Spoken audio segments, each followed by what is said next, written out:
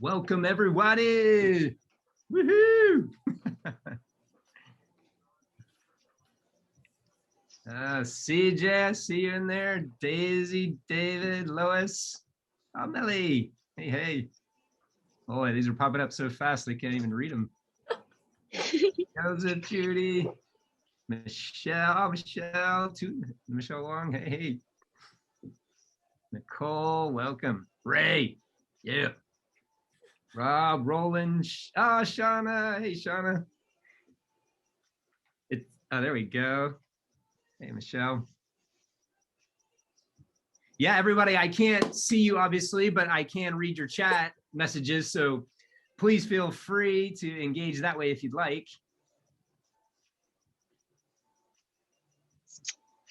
We're going to give everybody a few minutes to log on and then we will get started. Oops. Technical difficulties, sorry. Shauna, thank you. Good to see you too.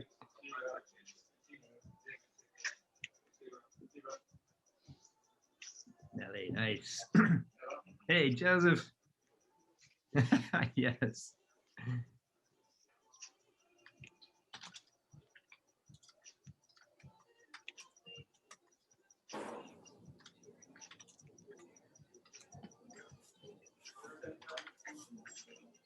All right. I hope you're all getting lunch. You can eat. We are going to be in a pretty introspective session at times too, thinking about how you process challenges and problems and obstacles. And then we're going to get into some fun, creative, innovative ways to get through them. Roland, what's up?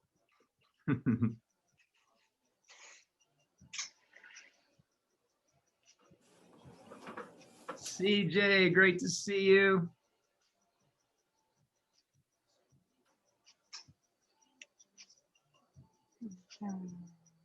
CJ and I did some emotional intelligence training. We got to hang out with our group for about once a week for every 5 weeks. It was phenomenal. Oh, you're with Davey. What's up, Davey? 3 L's of leadership. I remember that ever since, the importance of training, right? Like, I remember that ever since Davey's presentation.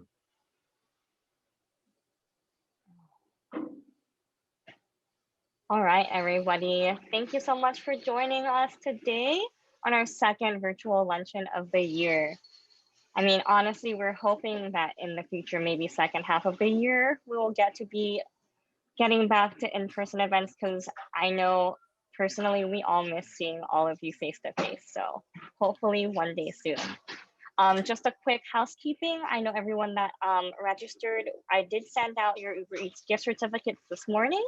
So if you did not see that in your inbox, just make sure to check your spam folder first.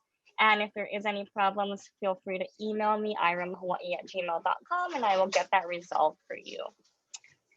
Anyway, I'm sure most of you know me, Lauren Kagimoto, our executive director. Nice to have all of you. Thank you so much for joining. And for now, I will turn it over to our 2021 president, Christy Hirota. Thank you, Lauren. Hi, everyone. I was just telling Lauren and Corey that I had my second Pfizer shot yesterday, so I didn't think I was going to be able to make it, but thank goodness I'm okay so far. So I'm glad that you all came and attended this webinar. We love having Corey with us. I also wanted to thank everyone who participated in our annual scholarship golf tournament. We want to thank our tournament sponsor, DK Painting, and our grand prize sponsor, MD Restoration. And also we want to congratulate our grand prize winners, which is Malcolm Ching, Dennis Makabe, and Jefferson Wan. So please congratulate them when you see them. And second, we have our Accredited Residential Manager, ARM certification course. It is scheduled for May 17th through the 21st from 8 to 4. We're still trying to confirm the location. We're having a little bit of a problem in finding a place that can accommodate 25 to 30 students. If anyone knows of a location, please tell Lauren or myself, and so we can definitely be sure we have a place to hold our certification class. And last, as Lauren mentioned, we are planning our events for the second half. So we are really looking forward to seeing all of you in person and ending the year strong. So with that, I will turn it back over to Lauren. Thank you. Thank you so much, Christy. And without further ado, we have one of our favorite and best speakers back, Corey Campbell here. I know a lot of you that are joining us today have seen him before, but for some of you that this might be your first time, you're definitely in for a treat. Just a little quick information about Corey. I've probably known him for going on 12, 13 years, but I met him back when he was doing the leadership and educational training for Starwood groups like their North America and Canada regions. So everything that he does, lives day to day, he practices what he preaches, and I think that's what makes it so authentic to us as listeners. And let me just say, you're just in for a treat. So without further ado, Mr. Corey Campbell. Perfect, Lauren. Thank you so much. Christy, thank you. IREM family, I am so excited to be with you all. I wish I could see you all, your faces. You know, I think this is my 9th presentation to Institute of Real Estate Management. And what I love about you guys is the energy that you bring and the commitment that you have. And I always like to honor what you do. You know, I think at the beginning of every presentation, we have to kind of celebrate ourselves a little bit too. And this past year has been insane. And, you know, there's been wins, there's certainly been losses, and it's been very, very challenging. But what you do every day, you take care of people and you give them hope, right? And I think that's really, really powerful. And this session today, yeah, as you know, we're going to start off with a little bit of the brain and the mindset and the power behind shifting our views on challenges and obstacles and problems. And then we're going to get into what great organizations do to overcome them. So we're going to be talking about Southwest and Zappos. I'm going to give you an example from my background at Sheridan Waikiki. And then we're going to talk about some actual tangible ways that as an organization or as yourself, you can really start to create innovation. So we'll get into concepts like disruptive thinking. We'll get into mind mapping. We're going to get into this concept of debate and how we align our thinking for periods of time to come away with completely different outcomes than maybe we wouldn't have. And I'm going to share my screen. I have quite a bit of stuff to show you all today. So I'll be sharing my screen. I'll probably pull it off a little bit at times. But first, I just want you to take a look at this image. And, you know, today is about obstacles, challenges, problems, whatever you name them. But I'd like you to think about renaming them right at the onset of this, because, you know, whatever we focus on takes our attention. And if we start to label something as a problem or an obstacle, it starts to shift how we look at it. And one of the most beautiful statements I ever heard is, as a leader, you have to adopt the mindset that nothing is ever a problem, that there is always a solution. And, you know, as I look at this, right, this to me is about changing our relationship to problems. Problems are your greatest ally, right? They're what makes us come to life. If life was simple and easy, we'd run the risk, right, of not really ever experiencing that big high. And everybody's familiar with the quote, "A smooth sea never made a skillful sailor." And so I love this image because if you look at the shadow in this image, which can easily go hidden, she's got her cape on. And that to me is what this is about, right? I always call, you've probably heard me mention this before, mental fitness. Every single day, we are training ourselves, our brains. And when we come across problems, we should, you know, Norman Peale, who wrote a book on power of positive thinking, he said, if you don't have problems, you're probably 6 feet underground, right? So celebrate that. And I just look at it this way, right? We're going to have failures some days, but if you wake up the next day and you say, I'm going to take what I learned yesterday and I'm going to apply it to kicking butt today, there is nothing that can stop us, right? And it's my core belief in life. If the best athletes in the world are still training every single day, we should just apply that to our minds and how we approach things. And I want you to think about right now, what is a problem that you may be facing right now?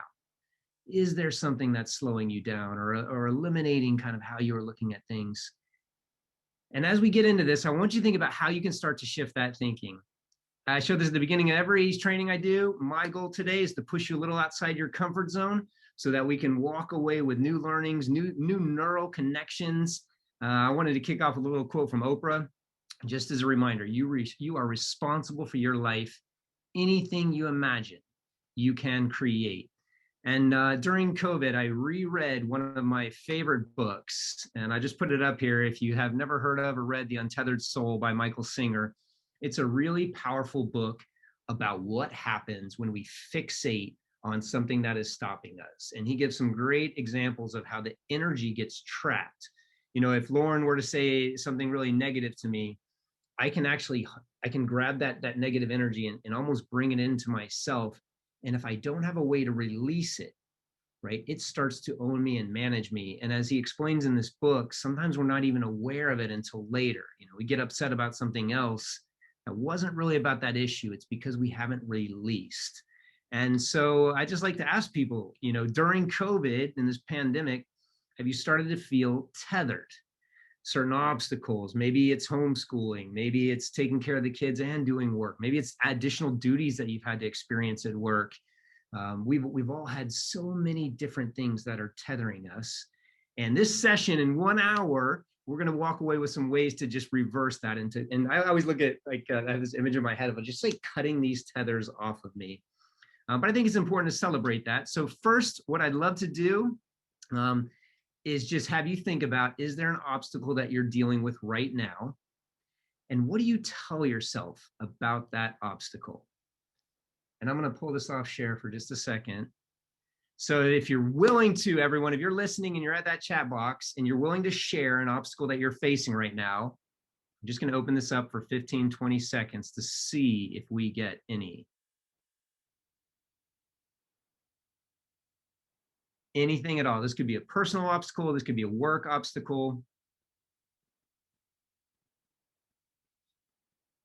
I'd like to see one or two. And remember this. Oh, there we go. Ray, nice. Yeah, just, you know, okay, Ray, and I keeping the attitude positive. Yeah, you know, so if I can make an assumption, then the obstacle, right, is almost letting that negative thinking get into us every single day, which happens to everyone. I'm about to jump into a section on that and the importance, right, of reversing that negative self-talk and that negative thinking. And it all ties into, guys, how our brains process, right? We learn patterns in our brains, and then we start to fixate on patterns. Our brains will actually look for the patterns that back up what we believe. I'll show you some images in just a minute that'll illustrate this in kind of a unique and different way. All right, I'm going to keep going, everybody.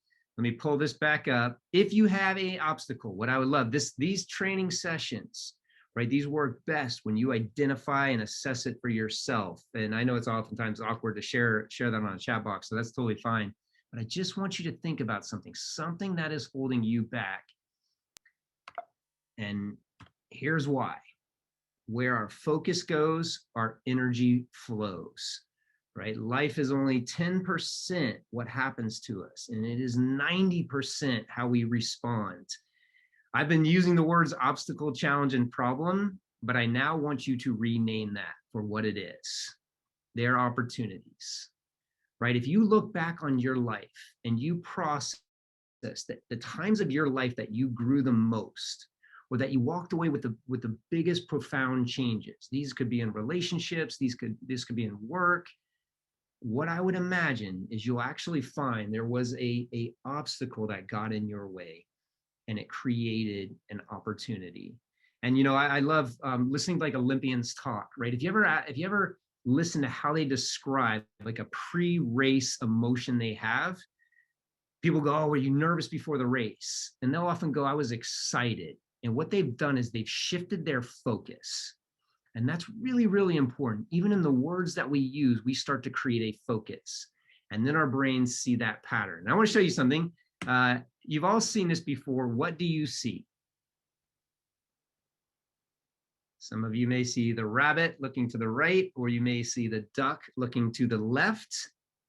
What's really, really interesting, though, is once you see it one way, your brain almost starts to see just that one. But this one's a little bit easier to see both. I want to give you one that maybe you haven't seen before.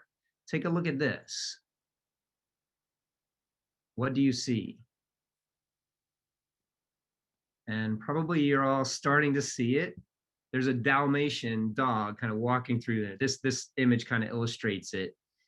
Now, I can bring this back to what you just saw a second ago, and probably the Dalmatian is really, really clear now. Our brain has created a new connection for that pattern.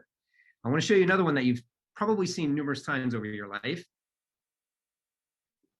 Do you see the young woman looking off to the right, or do you see the elderly woman looking down? And let me show you those two just in case you haven't seen this in a while. So again, your brain is making predictions. If you have seen this before, you probably saw one or the other. And now looking at those, I want to show you this again. You are probably seeing just one of those faces. Your brain has created a connection, and it almost becomes challenging to see the other one. Here's a more modern example of this. In 2014, at the Brazil World Cup, they came out with this for their emblem for the World Cup. Anybody see something that doesn't resemble an emblem? And hopefully right now you might be seeing like a trophy with a hand holding a soccer ball. That was the origins of this. One lady, this is kind of cool. In 2014, one lady posted on Twitter that she saw something else, and there 2,400 retweets came out. And she said, I see this face, this hand slapping the face. And all of a sudden it was like people couldn't unsee that. Now, why am I doing this? We could keep going with this. What do you see here? If I say I'm about to rewire your neural connections, do you see the frog? Now it's probably popping out. It's obvious, right? It's seeing you right there. So here's the whole point, everybody. The stories that we tell ourselves are just one perspective. And I'm kicking off this session because we can't even talk about ways to get through it unless we start to admit, right, the challenge, just the life principles that it's so easy to deceive ourselves, to tell ourselves a story that isn't true. And if there is an obstacle right now in your world, you may have found yourself putting more data into your mind about the power of this obstacle or the challenges it has. So we're going to get through that, but we're going to first do a little session. That was kind of a fun, look at some of those images you've seen over your life. How does this come out in real life? How do you reverse negative thinking and the implications if you do?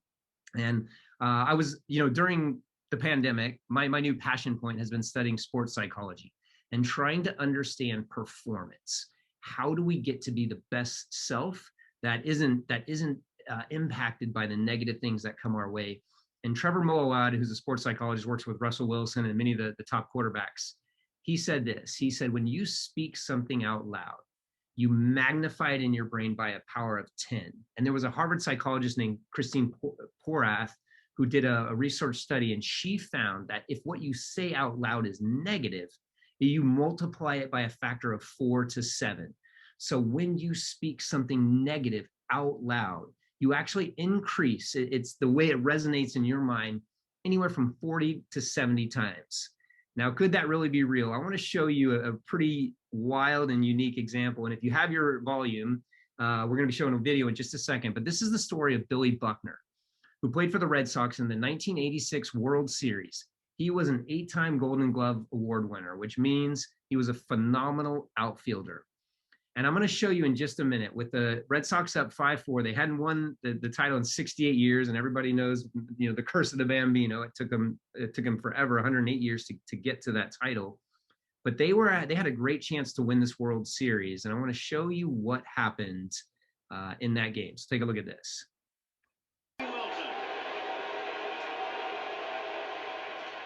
Little roller up along first, behind the bag, it gets through Buckner. Here comes Knight, and the Mets win it.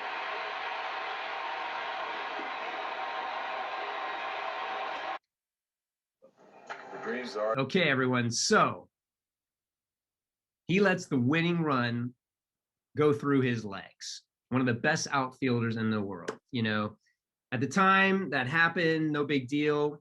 About 10 years later, Sports Illustrated went back and they did a feature on that game. And what they found is 12 days prior to that World Series, Billy Buckner was interviewed. And I want to just take this as a quick clip of what he said in that interview.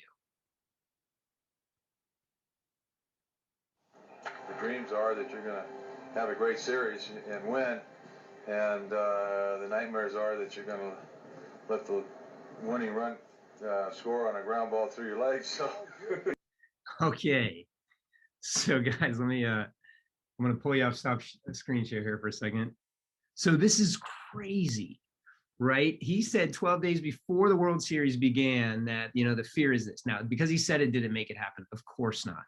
But where focus goes, energy flows. Do we start to build things in our mind because of the way that we communicate them to others and to ourselves? So we're going to reverse all that and start to just think differently about it. We're going to turn obstacles into our greatest opportunity. We're going to let them empower us, and we are going to reverse the initial thoughts we may have had. And then we're going to get into the structure of how we do it. But my first question to you, before we get into kind of how companies do this on a bigger scale, what negative thinking, focus, self-talk do you currently need to reverse? I'll pull this up so you can see it. What negative thinking, self-talk, or focus do you currently need to reverse? And how do you let obstacles become your breakthrough, right? How do you let them create your breakthrough? And with that said, everybody, we're going to get into now how innovation works. And so what do we mean by innovation? Well, first off, innovation implies, right, new creative ways of thinking, but it also implies action, right? That's the difference between innovation and creativity, is we actually take action to make it happen. So that's our ultimate goal in doing this. And as we go through this, whether it's a personal challenge that you have, again, an opportunity, or one that's at work, I want you to think about, how do we use novel thinking? How do we change and break these mental paradigms that we have of how we approach things? You know, I was chatting with the CEO of Highgate Hotels recently, and I just said, what's most important for your leaders to know? And he said, I want them to know that what they did yesterday may not work tomorrow, and they may need to shift how they do it. And I was like, wow, that's actually profound. When you think about, you know, we wake up thinking about, oh, I want to deal with this a certain way, but sometimes we got to break out of it. So what does successful innovation really entail? Well, first, it's gotta be a new creative way to bring some excitement to something that we've done maybe in the past for a certain way. It should ideally, right, be grounded in consumer insights, right? Do we know what our consumers or customers need, or maybe even ourselves? And are we then creating a response towards that? Does it create a buzz? You know, great innovation, which we're about to see through Southwest and Zappos and Sheraton Waikiki, great innovation creates this buzz that gets people talking about you. And the last one is, what if we could create something that our customers don't even know they need yet? That would be really, really powerful based on what we know about them, but giving them something they haven't seen. And there's a great quote from Henry Ford that sums up that concept. He said, if I'd asked people what they wanted, they would have said faster horses. So let's talk a little bit about innovation and what great companies have done. First, everybody knows Southwest Airlines. And well, if you haven't traveled on Southwest, you may not know, but it's a very interesting and unique perspective in many different areas of innovation on how they changed what airlines do. And their CEO, Herb Keller, had a great quote. He said, if you don't like change, you're going to hate extinction. And many people are familiar with one of Southwest's first big change they made was to the safety video. And what they started to do, they started to look for and hire people with personality and style. And then they said, which actually all the airlines have copied, they said, you know, the safety video, no one watches it anymore. It's boring. They've seen it 1,000 times. And if you've ever flown Southwest, that doesn't mean all their flight attendants do this, but I've had this happen a couple of times. And I wanted to show you an old clip from YouTube about a Southwest Airlines flight attendant and how they started to do the safety video. So here we go. Good evening, folks. Welcome aboard Southwest Airlines Flight 372, service to Oklahoma City. Those of you that have flown us before know that we do things a little bit differently here on Southwest. Some of us tell jokes, some of us sing, some of us just stand there and look beautiful. I, unfortunately, can do none of those. So here's the one thing that I do know how to do. We're going to shake things up a little bit. I need a little audience participation. Otherwise, this is not going to go over well at all. So here's what I need, especially you guys in the front, because you know what's coming.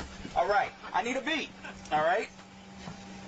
all I need you to do is stomp and clap, and I'm gonna do the rest because I've had 5 flights today, and I just cannot do the regular boring announcement again. Otherwise, I'm gonna put myself to sleep. So, you guys with me? All right. So give me a stomp, clap, clap. Come on, stomp, clap, clap. Stay on beat there. There you go. Keep that going.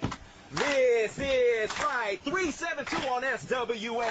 The flight attendants on board serving you today. Teresa in the middle, David in the back. My name is David, and I'm here to tell you that shortly after takeoff, first things first, there's soft drinks and coffee to quench your thirst. But if you want another kind of drink, then just holler. Alcoholic beverages will be $4. If a Monster energy drink is your plan, that'll be $3, and you get the whole can. We won't take your cash, you gotta pay with plastic. If you have a coupon, then that's fantastic. We know you're ready to get to new places. Open up the bins, put away your suitcases. Carry on items, go under the seat in front of you, so none of you are things Okay, and I'll pause it there. But you get a feel for just shifting what's been done, creating a buzz. Now, one of the concepts we're going to focus on is disruptive thinking. And the premise is this: we have certain ways that we describe processes. This is how this process must occur.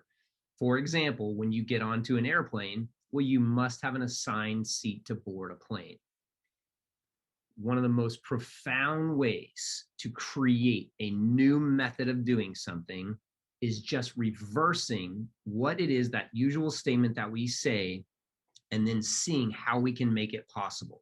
So what if you said you don't need a seat to get on an airplane?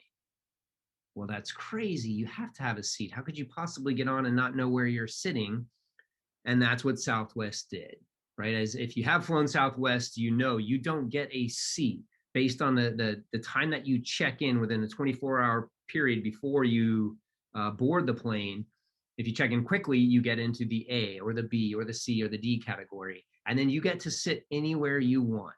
So it all just began with saying, well, let's reverse something that we say has to happen and then make it real. Now, another company that many people know, and by the way, it's a super sad story with Tony Hsieh, because Tony Hsieh passed away recently. He was an innovator and he was an enigma, and he changed the way the industry worked in many ways. Rest in peace, Tony Hsieh. I want to start though with where Zappos, when you listen to his interviews, he's got a brilliant story, and he talks about this.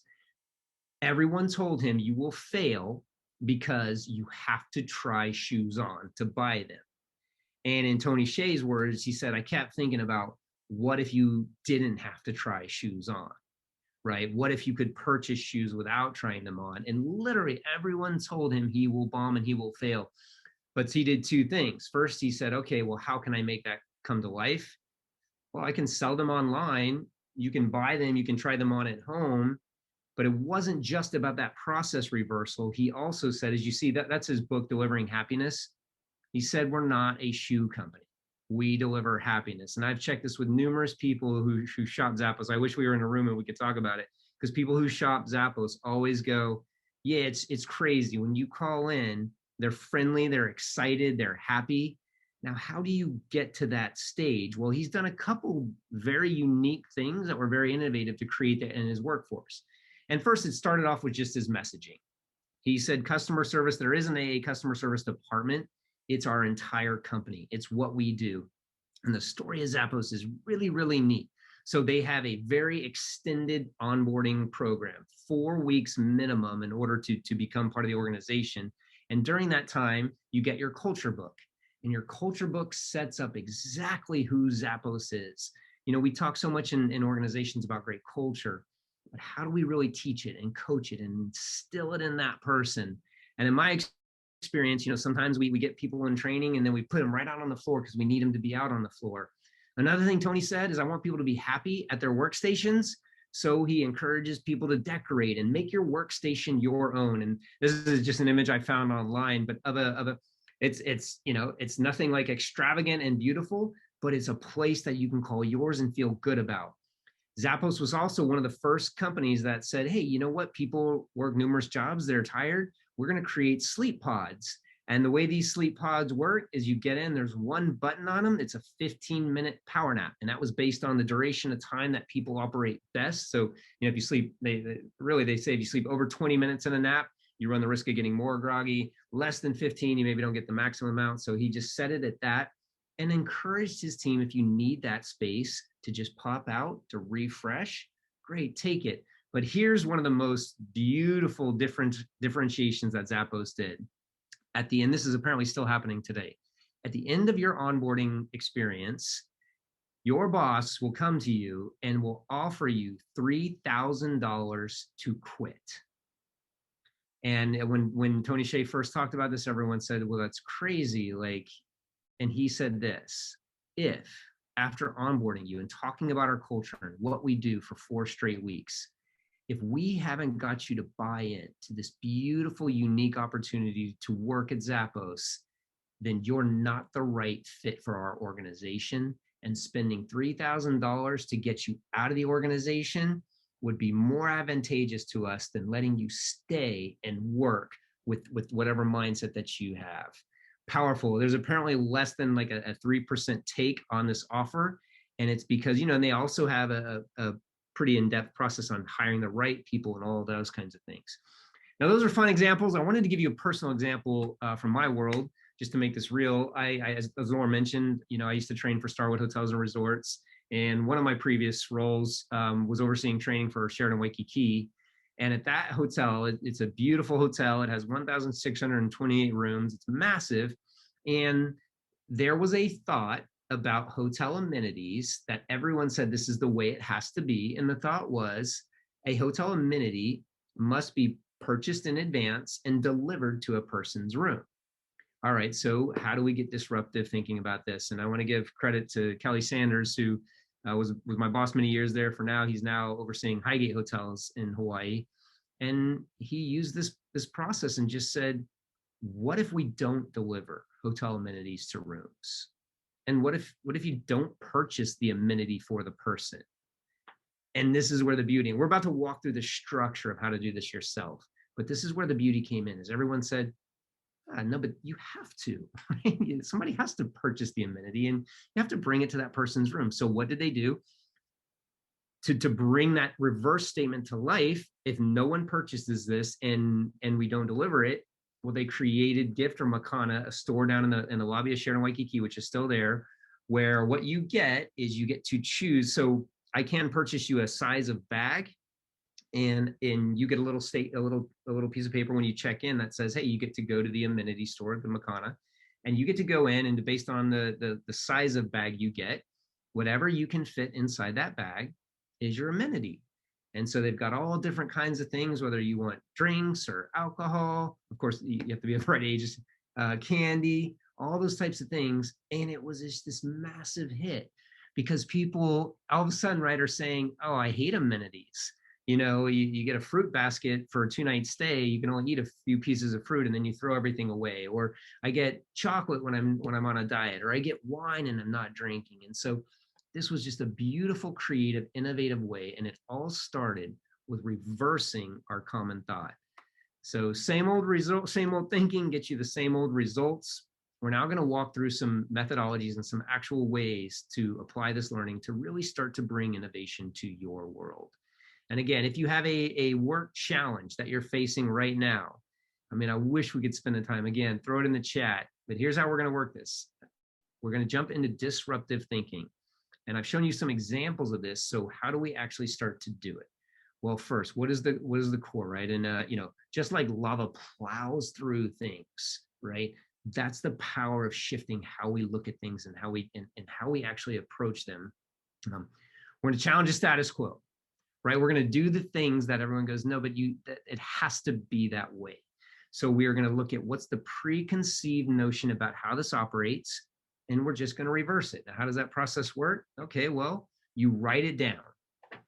Well, this is, I have to take my kid to school. I have to send emails to my team. We have to do a pre-shift meeting.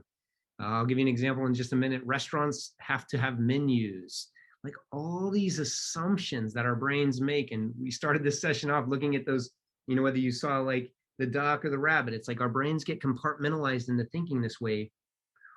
We have the ability to change how we look at them. It's called neuroplasticity, right? We're constantly creating new neural connections. So if you're doing this with your organization, you just start very simply about what is our assumption. And, I love restaurant assumptions, right? Restaurants have menus, and that's how we order.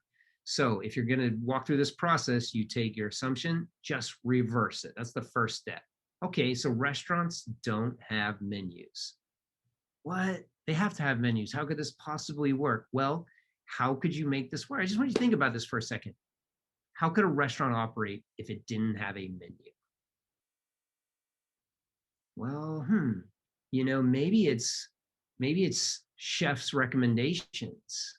Maybe we charge you a certain amount to come in, and then we feed you for a certain period of time. Maybe it shifts every hour, right? And the food gets delivered and there's a theme to it. I mean, so many different ways we can start to create completely different new thought process. How do you make that work? I want to give you another one. I was actually thinking for this session, what's something that I keep hearing that's been challenging for people? And as kids are going back to school, it's really interesting. I've had a few of my friends go, man, this challenge for me is I've got to take my kids to school. Like now I've got these different habits, and this is hard. Like I need to be at work at all this time. And so what I've been having fun with friends is just saying, and one in particular, he's like, my wife can't take them to school, so I've got to do it. It puts me in this challenge, blah, blah, blah. And I said, all right, so what if you don't take your kids to school, right? Again, you just reverse it. And he was like, it's silly, it's stupid. I have to, like there is no other way. And I said, yeah, but how do you make that work? If this is really a challenge for you and it's creating a lot of issues, what could this look like? And this is a true story. All of a sudden they started exploring, okay, well, maybe we could link up with the other kids in this neighborhood, and maybe we could start to create a small carpool, right? Even in this pandemic, where I only have to take my kids to school 1 week out of the month. Boom, that's what they did. And all it took was just a simple process of shifting the common thought. So disruptive thinking, everybody, what assumptions do you make about your obstacle? How can you kick that way of thinking out, reverse them, and put something new in its place? That is disruptive thinking in a nutshell. And everybody, I'm going to open up. If there are questions, throw them into chat. I'd love to actually role play a real scenario if anybody has one, an obstacle that you are facing. There are so many powerful ways to do this. I've been working with some organizations on like over emailing. So what if you said, okay, so we have to email information out to our teams? And then again, it became, well, what if we don't send that information through email? Well, how could we do it? Well, now we're starting to see whether it's instant messaging services like Slack. We're starting to see more information come out through just like video messaging, app creation, right? What if this is put out this way? What if, if email is our challenge, how do we step through it? All right, that is disruptive thinking. Now I want to get into mind mapping. And I think a lot of people have heard of this process. So mind mapping, there's a lot of different elements to mind mapping. You can take an idea and just try to build it off into a map. What we're going to talk about today is how we use mind mapping to shatter predetermined thought processes and methods. And as I walk you through this process, I'm just going to show you a few images. This was a little bit pre-COVID, but I did a session with Hawaiian Airlines and their consumer affairs division to create novel and unique ways to engage with clients, with customers that had problems. And then it turned into a whole morphous onto the organization itself and how we shift that. But so here's the mind mapping process. First, you just put a word into the middle of a circle, right? And ideally you give everybody a handout. You can just let them stream of consciousness, whatever word that is. And then here's where it gets really neat. From that one word, you're just staring at that word, what thoughts, what words pop out in your brain? And I'll show you an example of this. So, and you're going to try to just, let your mind go free, non-judgment. I'm going to try to put all these different words around this. When I was at Starwood Hotels and Resorts, we did a national conference, and we brought this mind mapping strategy to the conference itself. And it was amazing to see the different ideas that came out. And here's how it works. So here's the example. You see them. First stage, very simple, word in the middle of the circle, populate different words around it. Here's an example. Maybe I stick balloon into the middle, and then from balloon, okay, birthdays, happy, children, smile, party, friends, float, right? All these different ideas pop out from balloon. Now, once you do that, you take all those words, and now here's where you kind of get to shatter what typically comes up in your mind. You are going to try to use that word to come up with a solution to your challenge. So you've got to have a clear objective. What is it that we're trying to fix? And now I'm going to use those words in trying to create a new idea around it. It feels very easy to want to judge yourself in this. You got to shift out of that, right? And just let your brain get creative. So here's an example. And everyone, I highly encourage you, just try this out. You can do this with family, with kids. I wanted to just show you. So in this example, and these are actually some real things that came from that session. Let's say the words travel, adventure, and friends popped out. And one of the things that Consumer Affairs Division was trying to do was really shift how they as an organization like engage and interact and come together. So here you can see this. These were just ideas that popped out, right? So you're writing ideas based on those words onto little Post-it notes. So travel, I think that one's travel cheers, post travel pictures around the office, create a Facebook or an IG page so we can share our travel pics with each other. Somebody just, again, popped up a whole different idea from travel into a movie night of the month to create engagement. And then once you get those different ideas on Post-it notes, so adventure, was another one of the ideas. Well, we could have a world map on display. So we put our adventures and places we visited so everybody can start to link as an organization around the places they've been. Somebody had written friends. So take consistent breaks to chat with coworkers, friends, maybe a place to sit for 5 or 10 minutes to take a connection break with each other. So how do we engage people around these different ideas? And then this is where it gets really neat. So mind mapping stage 3 is you take those ideas and you start to group them into categories. Place those Post-it notes on a flip chart or wall. You let everybody explain their ideas, things that they came up with. Sometimes they're crazy, sometimes they'd be hard to make real, but as people talk about it, you can start to go, oh yeah, this one fits with this one works really well. And then the group itself can take those ideas and start to choose, okay, we really like this one or this one. We're gonna move those to the top and we're gonna focus on these for the next phase. So just to give you a visual, we were at Colorado Ballrooms for the session. So everybody comes up with different ideas, different Post-it colors, which is kind of fun. You then talk about it, and then you start to compare and put ideas together. Slowly, you start to move. You see them working on a mind wellness lounge. Again, for this portion, this was all about how do they engage the group and create an environment that everybody wants to work in. And then here, I just wanted to pull this up. So you see so to their objectives, team bonding, improving the office environment. And I wanted to highlight, you see in improving the office environment. So they had put up burn scented candles to enhance employee moods. Healthy employees are happy employees. Horizon, be able to look outside and see the horizon or go outside every hour. View, better view for everyone. And then offer massage to boost productivity. All right, so as you read these ideas, you're probably going, I don't know how they all link, how do they come together? We're talking about views, we're talking about happiness, we're talking about massage and engagement. And as they chatted, they came up with this idea that, okay, so as we arrive, we want to create optimism. And because view had been a portion of this, they talked about, well, there's something about transitioning from outside into inside. And they came up with this. Our Chihu policy was every time you enter into the building, you've got to say, Chihu. And this, we had talked about it.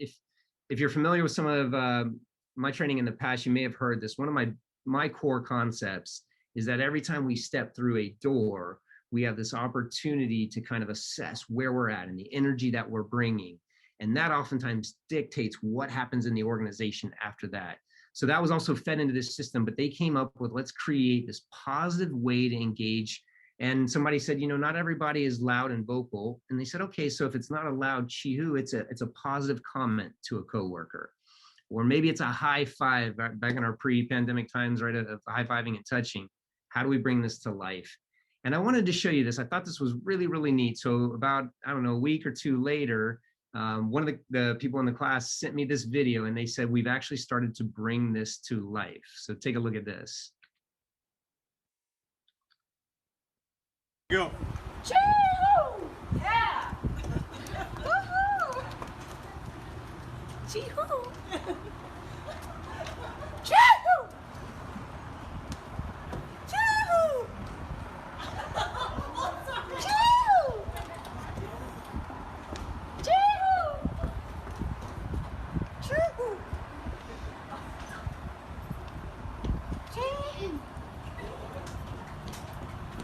Okay.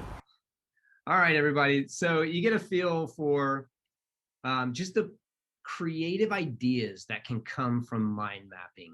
And again, you can take any type of idea that you want to just shift how we're thinking about this from when you add different words and then you're forced to create a solution for a particular objective through different words, it just stimulates wild and different and crazy thought.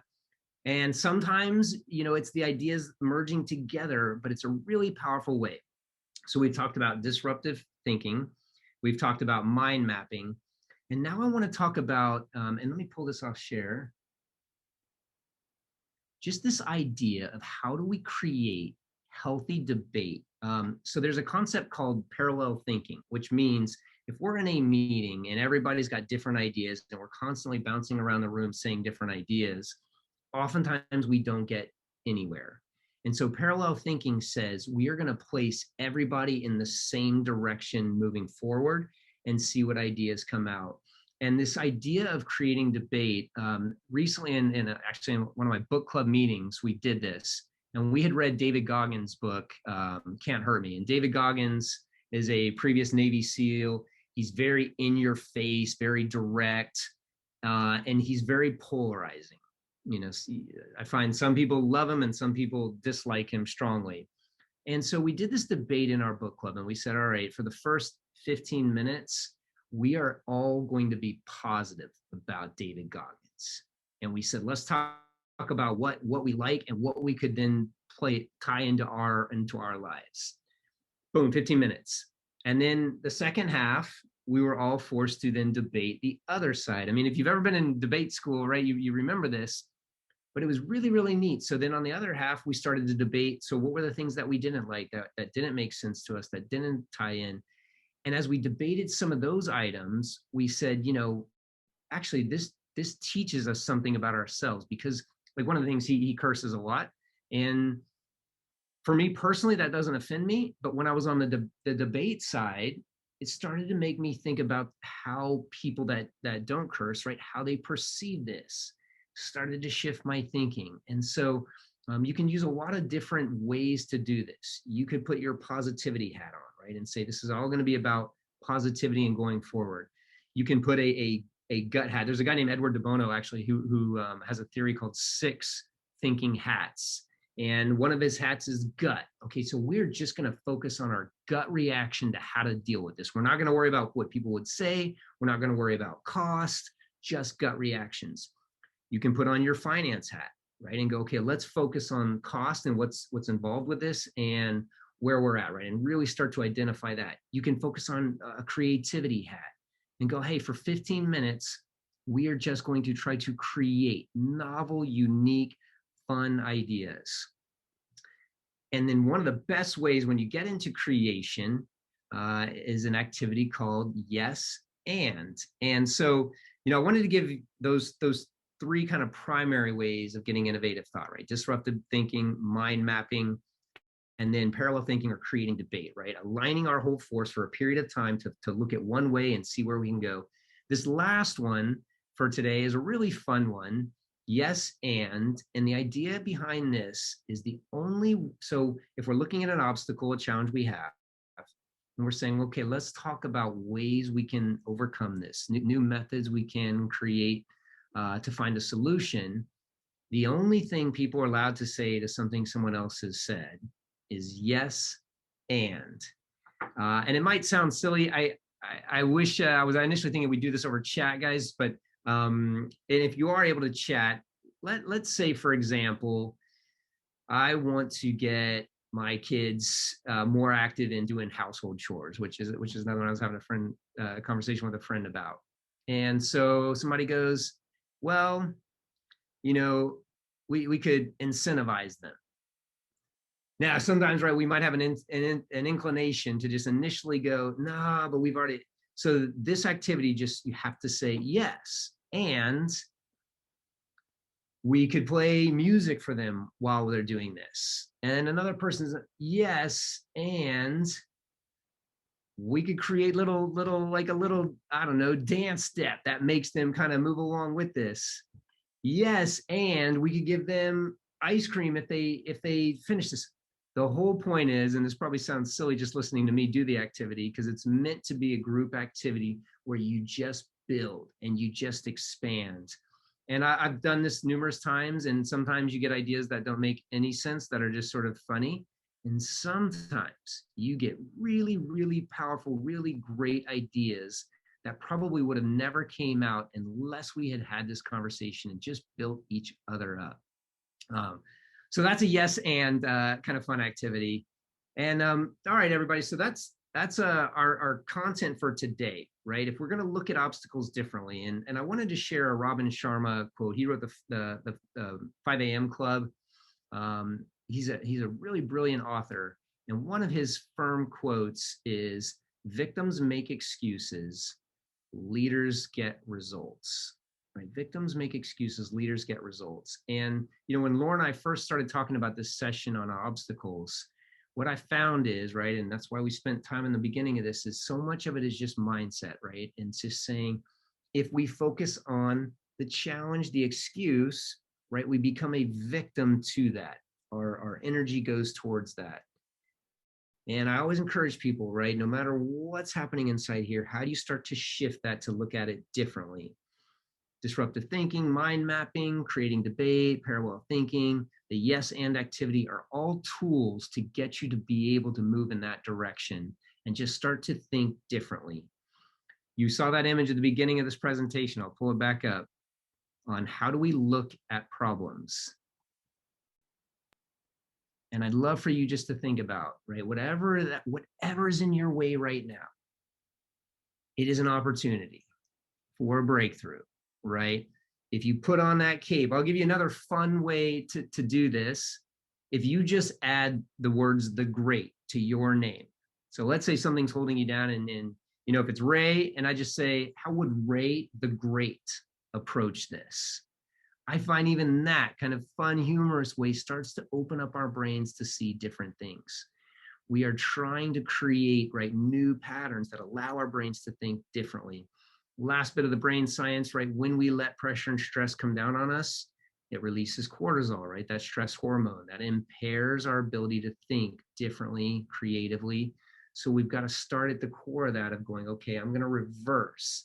And I showed you that book at the beginning of the session, The Untethered Soul. You don't have to read it. It's just that the concept is this: we can let these things sit in us, or we can let them go, right? And that's easier said than done. But once you just start to look at it and go, why am I letting this dominate me?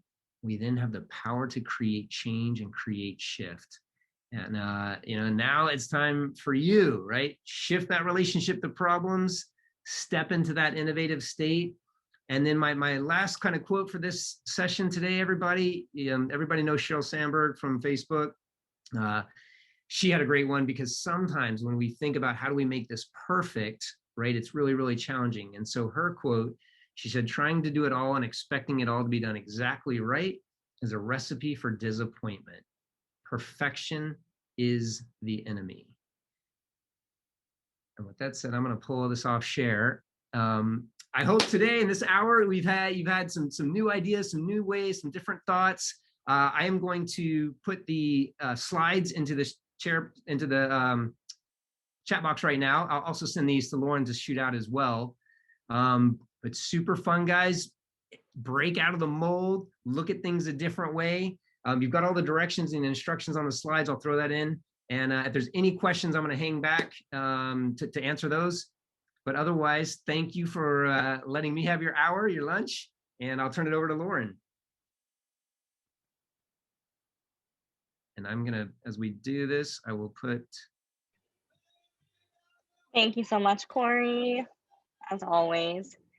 Did anybody have any last minute questions or comments for Corey, or any personal issues that you might be going through, whether at your property company or something that you might want to share? This is a great opportunity. We do have a couple minutes, so let's pick Corey's brain while we're able to. Yes, and it works best, right, to work through an actual scenario, everyone. So if there is one, please let us know. Okay. I see one here in our Q&A. So getting past the quote unquote stupid. My obstacle is hearing people repeat questions and challenge processes that they already know, but keep repeating it hoping for a different answer. Is there something that you might? Lauren, sorry, you cut out for just a little bit of that. Could you repeat that one more time? Sure. It's in our Q&A box. So getting past the quote unquote stupid. My obstacle is hearing people repeat questions and challenge processes that they already know, but repeat it, hoping for a different answer. Okay, and sorry, I can see that now, Marnie. Okay, thanks for the question. So my gut instinct tells me, if people are repeating questions and they're challenging processes that they already know, but repeat it, hoping for a different answer. I mean, part of me says we have to ask ourselves, why do they keep having these same questions? I think sometimes, right, if more than one, if it's one person, maybe this is different, but if it's more than one, personally, I think it might be helpful to stop and go, hey, listen, why are people challenging this process that we do so much? Why do they keep asking us again and again, expecting a different answer? And then what I think might work really well, Marnie, is to throw it back on them, right? I think a lot of times people bring up challenges and problems. If you feel like that question is not warranted, maybe say to them, is there a better way to do this, right? What solutions can you create? And then I'm reading the second comment too.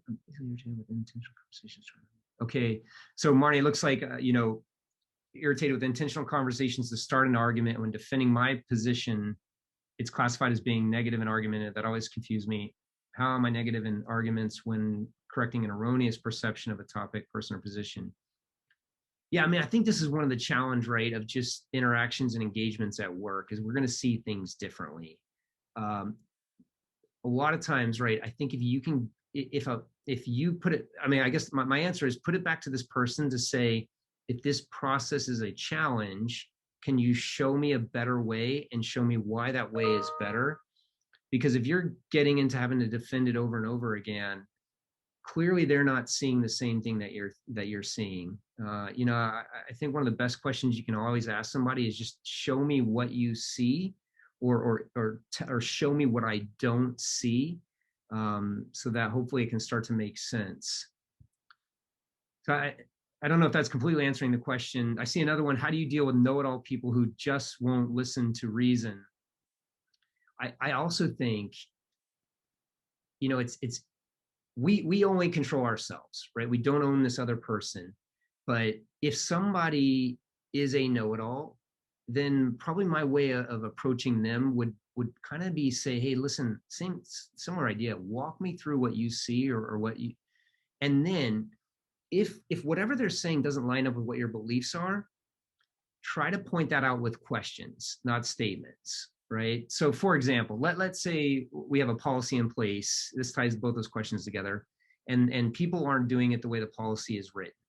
And I believe the policy is correct. Well, I think if the policy is the right way, then probably I should be able to say, hey, okay, how do you want to do it? All right, walk me through that process. Walk me through why you'd like to do it that way. Now, okay, if we do it that way, what happens when this occurs? And, to me, like, there should be a healthy debate from the team about what is the best way to operate. But I think if the policies or procedures are correct, then we should be able to illustrate why.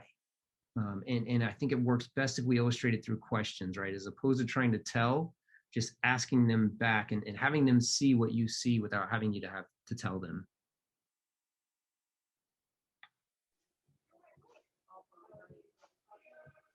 Yeah, okay, we're just talking about show me what I don't see. Yeah, the SM process, it can work. Yeah, thanks. Those are great questions because that is real life. People see things differently. I remember when I was at Sheraton Waikiki, at that time, I was a guest services manager. We had a director of rooms and we had a front office manager. And we learned that people would go to both of them and ask them the same question because they would give different answers. And here's what's really, this is still to this day, guys, this is kind of funny to me. We had a whole conversation about this as a leadership team, and they were upset that the staff was coming to ask them both the same question. And my take was they're smart, right? If you're giving two different answers and they've learned, oh, if I don't get the answer I want to go ask over here and I might get a different answer, that's actually a leadership problem, right? And they're probably doing the right thing by trying to get the right answer. So that means leadership needs to be more aligned. And what they created, this is really interesting. They created a very simple strategy of asking this question. Have you talked with the other person? If I came and asked you a question, they started with, have you already talked with this person? And if the person said, yes, I did, they'd say, what did they say? And that was how they started to align their thoughts as a leadership team, as opposed to getting frustrated that people, I mean, I think this works with parents too, right? It's like if a kid asks mom and dad and tries to get a different answer, is that the kid doing something wrong, or is that the parents just needing to be aligned, right? So I mean, that's challenging. That's hard to be completely aligned, but I think it's a great exercise to make sure, right, as a leadership team, we're communicating the same message and making sure that our policies and procedures are right. They are streamlined. I'll give you guys another example that's popping in my head. When I was at Rum Fire, I remember, like, I used to take it personally when people would challenge how we did things. But the reality is, when I could step out and swallow my own ego at times, sometimes I'm like, oh, that's a good point. You know, why don't we organize like their sections this way, or why don't we organize the food coming out of the kitchen this way? I mean, sometimes, you know, people have great points, and if they didn't, then I felt like, yeah, I should be able to illustrate why this is done this way and get them to see what I see. Thanks, Corey. So we had another quick question come through about suggestion on first topics for office mind mapping. Oh, okay. Well, Joy Lynn, I see that. Thanks, Lauren. I mean, there's so many places. I would say start with, what are there any challenges that are occurring, right? Any frustrations that we occur? One that I would do right now, because the data shows that people are actually really fearful of coming back to work. And what's interesting is that's not about getting COVID anymore. People, if you have been working remotely, which I know a lot of you haven't, right? You've had to be on site with you know, with your owners and residents and all those things. But for some organizations, now coming back and being surrounded by a team and having that social environment, which I haven't had to have for a while, is actually scary for people. So I'd lead right there. Like, hey, how do we bring people back, if that's something we're doing, in a way that builds comfort for them, makes it easy for them, reintegrates them the right way? And maybe you take that into a mind mapping and get some thoughts. Or, you know, engagement is always one of the most critical elements, because the data shows that literally most people don't report being engaged at work, don't report wanting to be at work. I'm basing that on Gallup's data in 2017, where they found 67% said I'm not engaged at work, 18% said I'm miserable, and only 15% said I'm highly engaged at work. So if we know that, we could do a mind mapping around creating engagement. I mean, that was one of the ones we did with Hawaiian. And it was awesome. It created, because what's neat too, if you do this with your organization or your direct team, it now lets them put their thoughts into it. And then you can start to get their buy-in, right? Because they've created this idea. I think it's a really, you know, a lot of times we do this type of activity with only leadership, but this is a great activity to do with the entire team, you know. And Joyland, to your question, it's just, yeah, what's these objectives that could actually make some movement on some of these key metrics that we're measuring. Awesome. Thank you so much, Corey. Does anybody else have any last minute comments or scenarios that we want to run everyone. by? This is good. Thanks, CJ. Thank you for guys joining. so much. Well, as always, all this entire thing is recorded, and there will be a link that will be sent out in our newsletter next week. So be on the look for it. And like always, if anything always comes up and you guys think of something later tonight, you know, just shoot me an email and I can always shoot something over to Corey, and he always loves chatting about these things. So I do. And Lauren, one thing, I was trying to put my slides into the chat box. It doesn't seem to be accepting them. So I'm going to send those to Lauren right now. And then Lauren can shoot that out as well. Perfect. Well, thank you guys, everyone, so much for joining us today. Like I said, be on the lookout for your Uber gift certificates. If you did not get those, just check your spam. If not, let me know. And have a great rest of your day, everybody. And thank you so much, Corey. Mahalo, guys. Thanks so much. Aloha. Thank you, guys. Bye, everyone.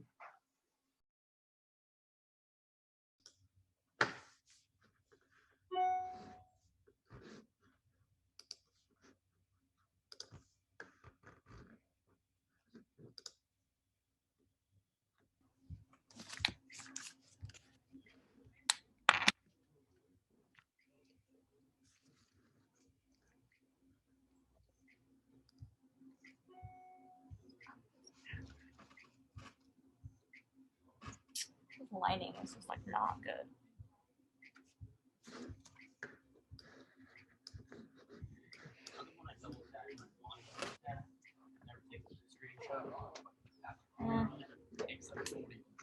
Always happens.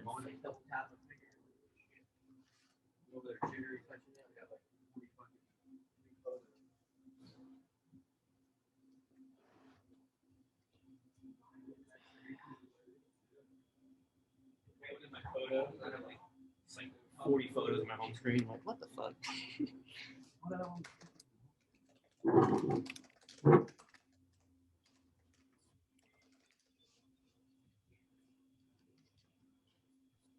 Hey, Lauren.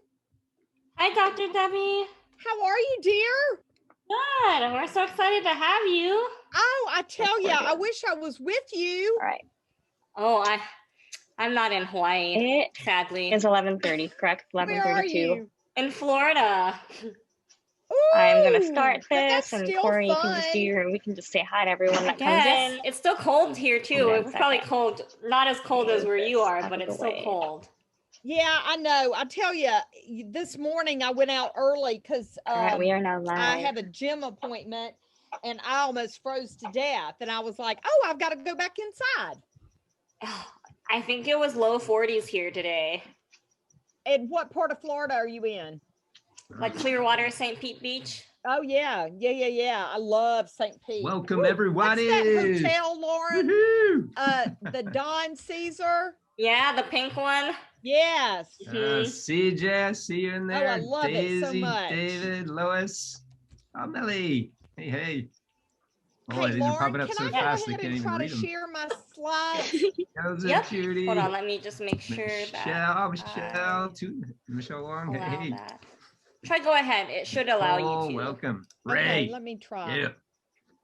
Rob, Roland, Host Shauna. Hey, disabled, Shauna. participant sharing. There we go. Hey, Michelle. Yeah, everybody, I can't see you obviously, but I can read your chat messages. So please feel free to engage that way if you'd like. Oops. I think I made you the host. How do I make you a co-host? We're gonna give everybody a few minutes to and log it'll on, say and then we options will and get just started. say make Debbie the co-host. Oops. Oh, I think it only gave Technical me. difficulties. Hold Sorry. on, let's see. Shauna, Make thank host. you. Good to see you too. I don't have co-host. That's really strange. Hang on a second. Hang on a minute. Nice. Let me. Hey, Joseph. Yes. Okay, hold on. I think. Okay, you should be able to screen share now. Okay.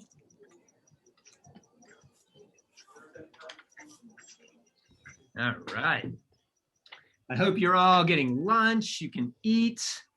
We are going to be Can in you see it a now? pretty Yep. introspective session at Okay, times and then I'll too, take our thinking about how you videos, process challenges and I'll problems and diminish our obstacles, and then we're going to video get into some screen, fun, creative, innovative ways to get through them. when once we Roland, start. what's up? Okay. Yeah, that'll work. That will work perfectly. CJ, How many do great you to think we'll see have you. today? I think we're gonna have about 30 or so. Wonderful. Yeah, we usually have a lot more, CJ and obviously, I if did it's an some in-person emotional attendance, and intelligence obviously if it's a training. We got free to event, which hang this is out with neither. our So group for about we'll still have a good little group once a though. week for every 5 Yeah, weeks. It was well, phenomenal. great. Oh, you're with Davey. What's up, Davey? 3 L's of leadership. I remember that ever since, I do tell you, the importance of training, right? Like, I remember that ever since Davey's presentation. I know Davey was raving about you, so he's really excited to All have right, you. Who was? everybody. Thank Davey. you so much for Oh joining us yeah. today Well, on our you know, second we virtual we luncheon go of we the go year. way back. I mean, honestly, we're hoping that in the future, maybe second half of the year, we will get to be getting back to in-person events, because I know personally we all miss seeing all of you face to face. So hopefully one day soon. Just a quick housekeeping. I know everyone that registered, I did send out your Uber Eats gift certificates this morning. So if you did not see that in your inbox, just make sure to check your spam folder first. And if there is any problems, feel free to email me, iramhawaii@gmail.com, and I will get that resolved for you. Anyway, I'm sure most of you know me, Lauren Kagimoto, our executive director. Nice to have all of you. Thank you so much for joining. And for now, I will turn it over to our 2021 president, Christy Hirota. Thank you, Lauren. Hi, everyone. I was just telling Lauren and Corey that I had my second Pfizer shot yesterday, so I didn't think I was going to be able to make it, but thank goodness I'm okay so far. So I'm glad that you all came and attended this webinar. We love having Corey with us. I also wanted to thank everyone who participated in our annual scholarship golf tournament.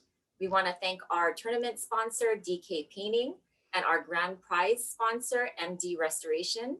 And also we want to congratulate our grand prize winners, which is Malcolm Ching, Dennis Makabe, and Jefferson Wan. So please congratulate them when you see them. And second, we have our Are we going to have a accredited sponsor residential or no? manager, ARN No. certification course. Okay. Yeah, It is pretty scheduled easy and for May straightforward this 17th time. through the I love it. 21st from 8 to 4. We're still trying to confirm the location. The less people We're that having you a have little to bit deal of a with on problem in Zoom, finding the a place better that can sometimes, accommodate you know. 25 to 30 Yeah, students. I know. I If agree. But, anyone you know, knows I of a told somebody location, the other please day, I tell Lauren or said, myself. you know, it's And so crazy we can because definitely be sure we have a sometimes place to the hold our industry certification partners or class. whatever change out at And the last, last as minute. Lauren mentioned, we And are I'm planning our like, events oh, I for don't, the you second know, half. So I we don't are really always looking know forward to that. seeing all of you in person and ending the year strong. So with that, I Yeah, will no turn it problem. back over to We're Lauren. simple this Thank time. Well, I tell you what, Thank I'm you going so to much, run, Christy. turn my And other without phone off further in my ado, office and I'll we be right have one back. of our Yeah, no favorite rush. and best Okay. speakers back, Corey Campbell here. I know a lot of you that are joining us today have seen him before, but for some of you that this might be your first time, you're definitely in for a treat. Just a little quick information about Corey.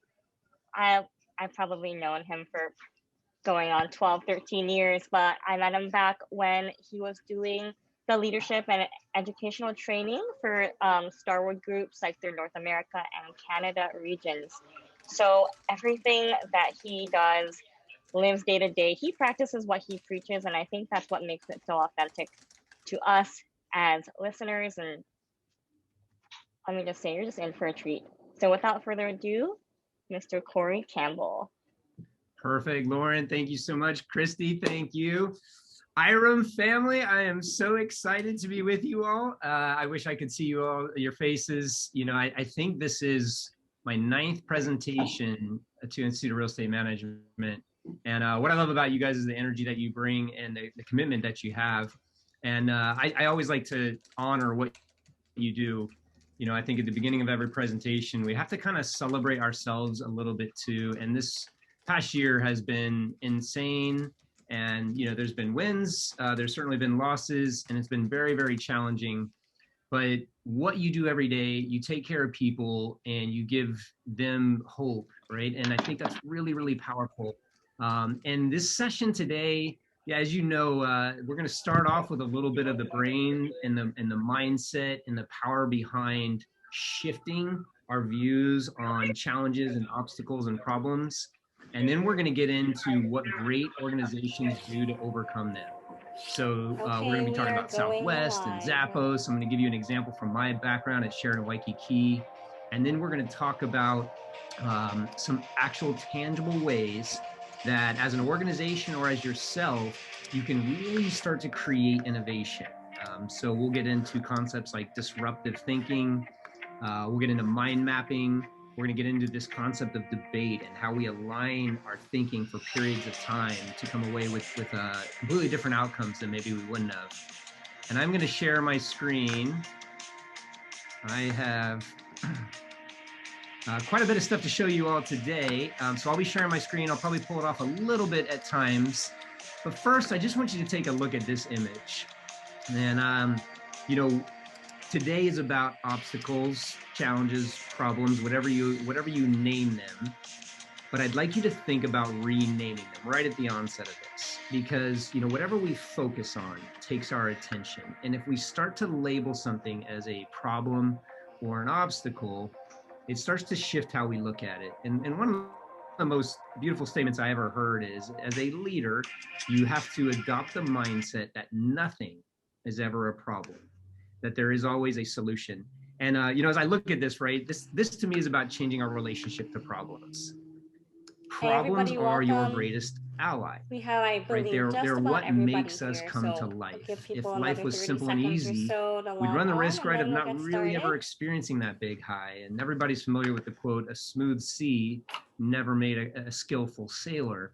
And so I love this image, because if you look at the shadow in this image, which can easily go hidden, she's got her cape on. And that to me is what this is about, right? I always call, you've probably heard me mention this before, mental fitness. Every single day, we are training ourselves, our brains. Thank you for joining us on our first virtual luncheon of 2021. You know, Norman Peale, who wrote a book on power of positive thinking, sometime this he said, year if you don't have problems, in person. You're probably 6 feet on the ground, right? So celebrate that. Gotten and I just look at it this way, right? We're going to have failures some days, but if you wake up the next day and you say, I'm going to take what I learned yesterday and I'm going to apply it to kicking butt today, there is nothing that can stop us, right? And it's my core belief in life. If the best athletes in the world are still training every single day, we should just apply that to our minds and how we approach things. I'd like to and I want you to think about right now, what is a problem that you may be facing right now? Is there something that's slowing you down? Thank you, or Lauren. eliminating? So hi everyone, I miss seeing you all in person. And as we get into this, I want you to think about how you can start to shift that thinking. That we I showed this at the beginning of every training I do. My goal today is to push you a little outside your comfort zone so that we can walk away with new learnings, new neural connections. I did too. I wanted to kick off a little quote from Oprah. Just as a reminder, you are responsible for your life. Anything you imagine, you can create. And during COVID, I reread one of my favorite books, and I just put it up here. If you have never heard of or read The Untethered Soul by Michael Singer, it's a really powerful book about what happens when we fixate on something that is stopping us. And he gives some great examples of how the energy gets trapped.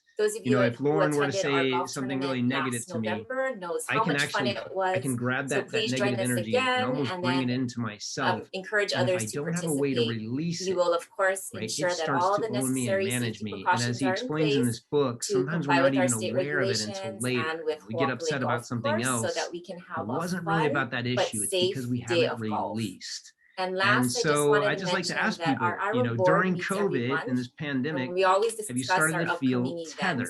And as soon certain as obstacles, maybe it's homeschooling, maybe it's taking care of the kids and doing work, maybe it's additional duties that you've had to experience at work. Thank you for hanging in there with us. We've all had so many different things that are tethering and us. if there's anything and this session in 1 hour, we're going to walk away with some ways to just reverse that into. And I always look at like this image in my head, like just like cutting these tethers off of me. Thank you.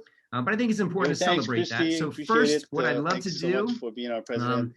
Is just have you think about, is there an obstacle that you're dealing with Lauren. right now? Lauren just puts on these and what do you tell yourself webinars about that obstacle? Keeps in contact with all of us. And I'm going to pull this off share for we got the best. We got the best chapter. So if you're willing to, everyone, if you're listening and you're at that chat box and you're willing to share an obstacle that you're facing right now, I'm just going to open this up for 15, 20 seconds to see tough year, if 2020, 2021.